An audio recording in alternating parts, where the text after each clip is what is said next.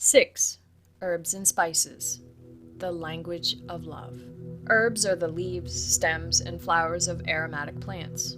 Think basil, bay leaf, chives, cilantro, dill, oregano, rosemary, sage, tarragon, and thyme. Those are examples of common herbs. Because of their delicate nature, they last about 1 to 3 years if purchased dried. You can freeze them to keep freshness if you have an urge to take up precious banana freezer space and you want to use fresh herbs. Spices are the seeds, barks, roots, buds, or berries. These are things like capers, chilies, cayenne, cinnamon, cloves, coriander, cumin, ginger, mustard, nutmeg, peppercorn, saffron, and turmeric. They last longer than herbs as they're the hardier parts of plants. Spices last about 2 to 3 years as a powder or 3 to 4 years as seeds. Ideally, you want to grind spices as you need them for the most robust flavor. There are basic spices you'll need to create tasteful dishes and are the bare minimum I suggest having. If you have a particular nationality of food you enjoy, I have an international spice guide that helps you get what you need. Herbs and spices are healing, reduce the need for salt, and make food taste more interesting. I believe people get bored with food so easily because they don't have enough variety of spices in their lives. Last time I reminded you that you are the magic pill for weight loss and health when you're armed with the right information. I explained why the ongoing keto, high-fat, low-carb diet is nothing more than another fad that'll keep you overweight and sick in the future. You can't expect to lose 50 pounds in a month and sustain that loss or gain health. It's just not biologically possible. Our bodies have never sustained high-fat living for longer than a couple of days. We'd enjoy the latest kill, eating the highest fat foods first so the body parts didn't spoil. Then we'd move around foraging for more food and would inadvertently fast until we found more food. Our bodies enjoyed an occasional excess of food groups, then returned to a small amount for sustenance. This isn't how we're eating now. We're addicted to high-fat, high-processed foods, and that's keeping us in what's called the medical wheel. While most high-fat diets remove processed foods and sugars, yay! Our brains and bodies prefer carbs for an energy source. And your brain is a hungry organ, the hungriest in fact. We're confused by trends, making us victims of medications and doctor's visits. And no medication is without side effects. There is an easier, truly natural lifestyle, not diet, that helps you lose weight permanently and reduce or eliminate medication. That lifestyle requires herbs and spices. I have a cheat sheet to help build quick, easy, delicious international foods. Spices are a secret arsenal for health, and I don't want you focusing on just one as all the trendy claims promote. Turmeric for inflammation. Eat this to lower blood sugar. If you have a digital or hard copy of my book, turn to chapter 16 for the healing world of spices. Otherwise, keep reading, and I'll briefly explain why herbs and spices are so important. First, a permission slip from your chef. Learn to substitute. I discuss the world of healthy and plant-based substitutions in an upcoming class in July. So many people tell me they can't eat plant-based because they'll get bored. I don't know how to create healthy meals, or I'm afraid it won't taste good. I tell them there's a simple solution: herbs and spices. American culture doesn't thrive on spices. If you study most cookbooks, watch cooking shows, and look at ingredient lists of foods, like many of us in the lively gardener world, you notice they use minimal herbs and spices. Western culture uses salt and pepper and less than 10 herbs or spices. That creates a void in the world of healing. Herbs and spices are the taste buds' language of love.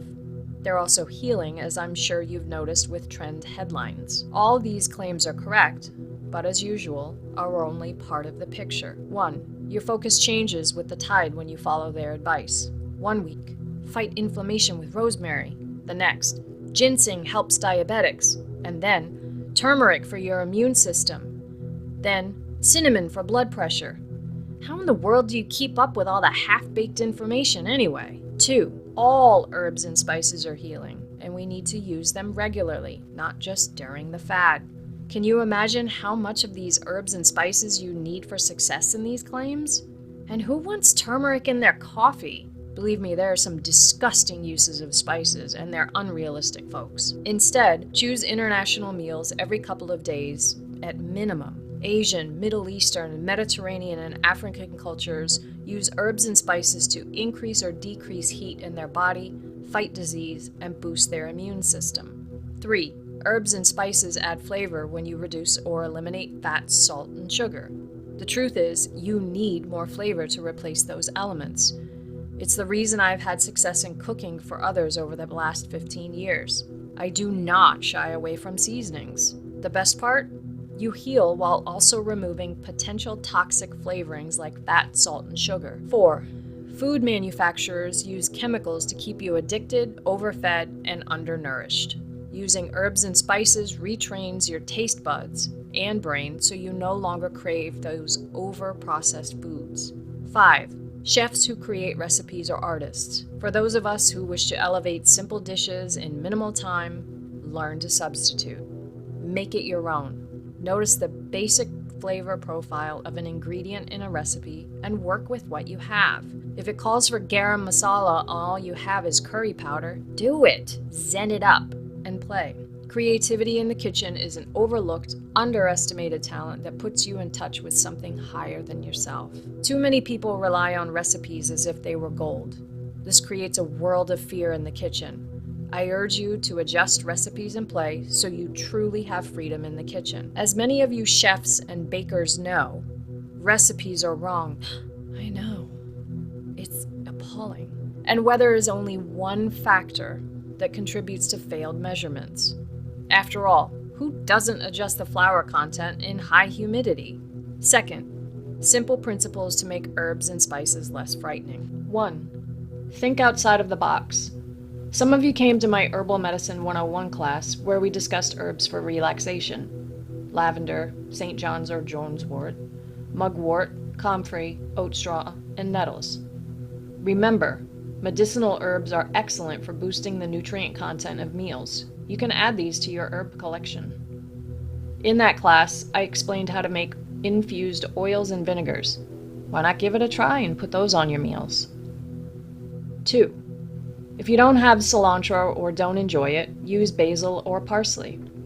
There's always the trusty old web search, too. Search substitution for blank and see what you can use instead. Or ask me. I'm always available and ready to help. 3. When cooking with herbs, note the difference between fresh and dried herbs. Add fresh herbs at the end of cooking or use them as an addition to salads. As dried herbs are stronger, add them at the beginning or the middle of cooking. Use fresh or dried herbs to make salad dressings. Remember, I want you to collaborate with me. Who are you? Who do you want to be in life if anything was possible? Let's end the cycle of limited potential. Let's medicate ourselves with nature's gifts and listen to our body more. Yours in health, Alicia.